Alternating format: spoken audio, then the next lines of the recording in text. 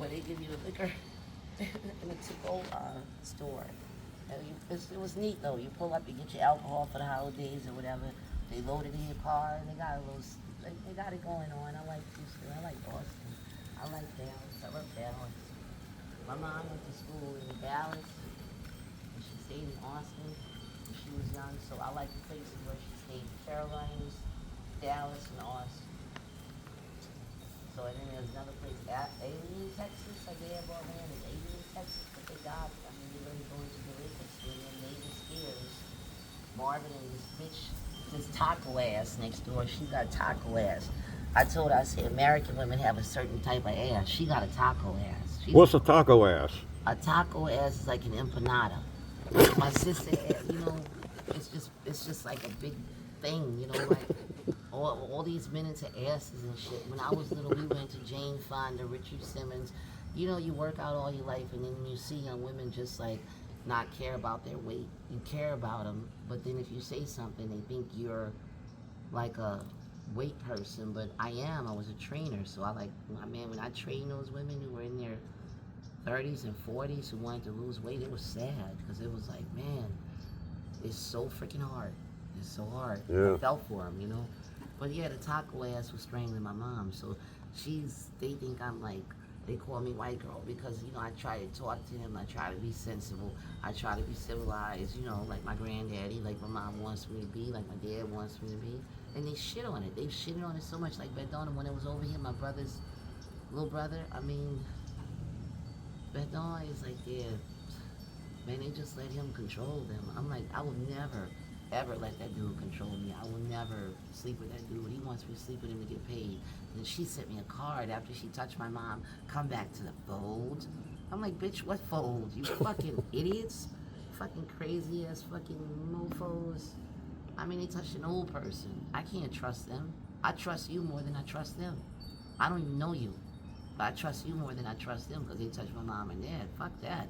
And they got their friends with me. You know, family's family. You can't, you didn't go to jail. You can. That's why nobody would take me to the doctor or the hospital when they would fight me. And that's why they didn't care what happened to my mom because his mom doesn't like my mom. And my mom never met this woman. It's some old vendetta shit. Like some old woman shit. It's some old bitter woman shit. You know, like over men. Over them not having men and my mom having a good man and taking care of her and them seeing her life as privilege and they felt like everything she got she deserved because they told me, well, you know, some of the old cats over there said, well, you know how this goes. I said, no, I don't know how this goes. Hello. Okay, I said, no, I don't know how this goes at all. This doesn't go like that. Where I'm from, I'm country people. We get you back. It might take forever, right? Yeah. Country people are vindictive in their own way. My mom wasn't a wuss because she was polite and nice and let stuff go. She wasn't a wuss. She's all in my dreams, man, as shit. She got on a red dress. She looked like one of your dolls.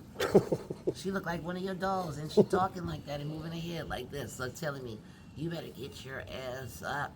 Because the way she's talking, it's like, it's almost comical. Like, I look forward to it, but my dreams are exhausting when I don't have my weed. She's in my dreams. She's like one of your dolls with red hair, I swear to God. Like, she looks perfect. She looks young and beautiful. Her eyes are pretty, they're blue. She got red hair, though. Like, I never saw her hair red, so... And the first time I was in my dream, I was like, who are you? I was like, oh, shit, you're my mom. So the dreams are like... I make comedy on everything, shit, because my brother is so terrible. When my mom got on pills, they took over. See, this is not something that just happened overnight. Like, my brother's running in Tokyo. I hope they catch his ass. I hope John Todd figures this shit out. Because, see, if I tell John Todd, then John Todd will do something. But then John Todd is not going to... He can't protect me from them. When I get to Slidell, once I get my money, I'll be okay. But, you know, they say they give me as little as they can give me. If I sleep with one of their boys, I'll get money like they want me to be with Bedon. Bedon and I slept together once, the one that comes over. But he does too much nasty stuff. He don't take care of himself. Stay with me, you know, it's like awful. Yeah. I couldn't put it out. That's why I don't want to get in that situation again. Like, I met a nice young dude, and he's not from here, so he doesn't understand the way they are. I said, dude, look, when I went to New York, and I met dudes, like that dude right there is cool, you're cool, GP, this one, that one, John, then y'all are normal to me, because y'all don't get in my face and yell and scream out, like he's normal to me. But I don't like when dudes act crazy and wild, and ignorant, like they don't have any training. That scares me. Like that's a bad scene. Like I told you, that's not a tough guy. That's a fool. You got a man that puts you to work. Like they put these young girls to work. And you don't have a boyfriend if he got you on OnlyFans. He ain't your No. boyfriend. He a pimp. You think her daddy wants her on OnlyFans? You think her dad from the girls come here from all over, like in New York? They used to come from all of those nice suburbs and places. And the girls in Brooklyn knew, like they told me, look, it ain't gonna never be nice once you start dancing here. It starts off real nice. You get it? When it's real big. Unless you have a white pimp, like they're not managers. They're not called pimps. They're managers. But if you have a black dude that you're in a relationship with, that's a pimp. Well, he'll sleep with your children. Oh. They'll do whatever.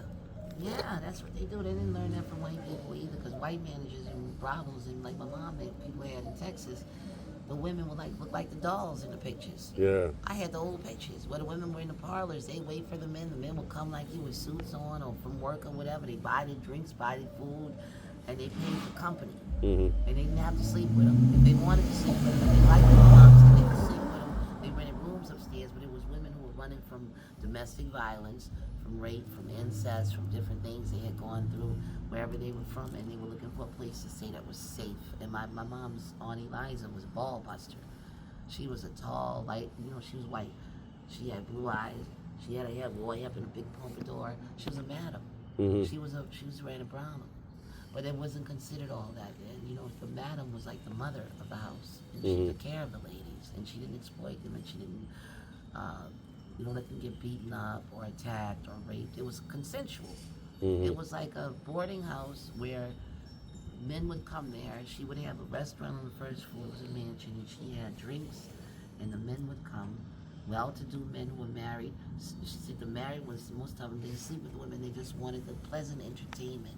The conversation, the escape, Well, look at prostitution. Damn. It's so cheap. Isn't it cheap? Oh yeah.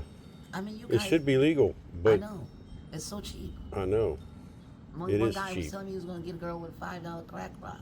Yeah. So I don't even try to sell myself. I'm old. They might try to lowball me. Look what I said. I got to... It needs to be like Vegas. I'm surprised New Orleans it's not legal. I know. It should be. So much of it. They say my ex-husband put my daughter and my son on the block. I don't know if it's true or not, but is he capable of that? I don't know. I think it's gaslighting. They gaslight you here about it. That's the new thing with these old motherfuckers. I mean, they're just, when they hurt my mom, I don't like them. Like, I pray every day, but I still be honest with you. You're real. I don't like them. I can't like them. I ain't gotta like them. If I forgive them, I don't have to like them. Right? Yep. I don't have to want to be around them. Let his ass go to Tokyo. Good. I'm glad. Fuck, I'll go to Tokyo. Tokyo, you gotta watch Hangover. You will crack up. These 4 dudes go on a vacation. Mike Epps, this dude he works with, this other dude, it's like 2 black dudes, I think 3 white dudes.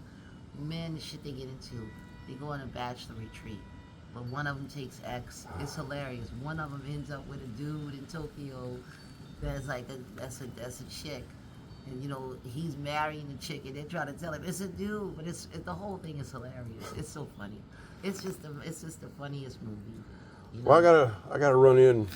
Watch Hangover get some when more. you get a chance. Oh, I will. Because if you like comedy, it's like that movie with it's as funny as one of my other favorite movies, Bustin' Loose. Yeah. Remember Bustin' Loose? Yeah, that was funny. Richard Pryor.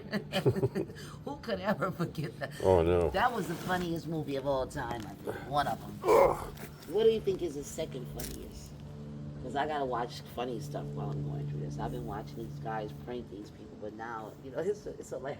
They give them a hot chip challenge, and they're crackheads, so they're like, oh, $40, yeah. And then when they say it's like, oh, I mean, they're so dramatic. People in the city, or all of us are dramatic. I know you noticed that, and it's like you grow up and you see so much of everything. You just try to keep your dignity, and like if you see somebody doing something in the corner, It's like not my business. I'm not getting involved. We don't get involved like that because you Mhm. never know who's around the corner, who's coming to like pick up the slack and fight. And so it's not that we don't care. Like I learned when I was young trying to help this girl, and then the dude came back and wanted to fight me for helping him. Well, that's always the way that goes. Yeah, one of my girlfriends, her girlfriend used to beat the shit out of her, Antoinette, and she lived in Jefferson. And Antoinette, they lived in Jefferson. I used to go get them. They live right before you get to Walmart in that little area. I used to go pick her up. She'd be all cut up and everything, like stabbed and everything. She'd be back in like next week calling. Yeah. That's why I told my brother's friend Amanda, the one on Delaware, when he used to be, she pepper sprayed me. I can't be friends with people who do shit like that. None of my friends would have kicked, man, my friends would beat the shit out of her. Like, they're nice, but they're trained and skilled. And they're like you, they're not afraid of anybody, and they're tough. Like me, I'm trying to stay tough. Because I forgot about being tough. I was in a coma. Yeah. I came out like a baby. I was like this. Look, the world is, look, everything is beautiful. Everything is new. I see, I don't remember things. It's a side effect, but I'm okay with that. Like, I don't want to hear bad shit. No, me either. I like talking to you. You always show me something funny. Dolls or something. Your snakes. I'm gonna miss you. You are exciting. Okay. I'll see you later. Let me